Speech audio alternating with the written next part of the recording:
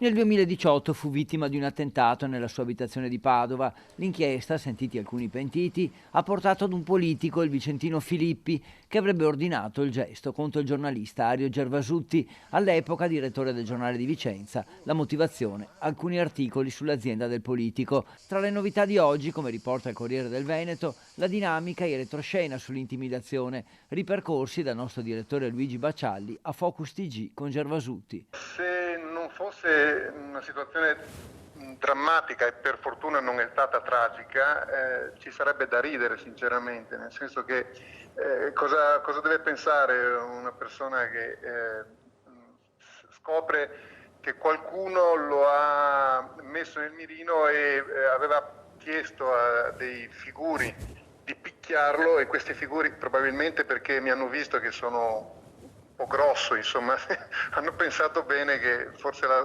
era meglio evitare e a scanso di rischi hanno pensato di spararmi in casa.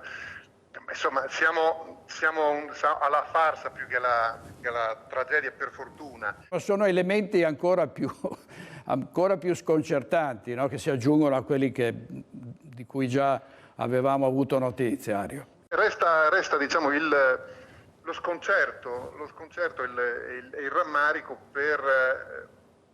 io trovo che al cuore di tutto ci sia una carenza culturale in senso pieno del termine, cioè la mancanza di quelli che sono i fondamentali della convivenza civile. Intanto si è chiusa l'inchiesta della DDA di Venezia, con 43 indagati per vari episodi, compreso l'attentato a Gervasutti del luglio 2018.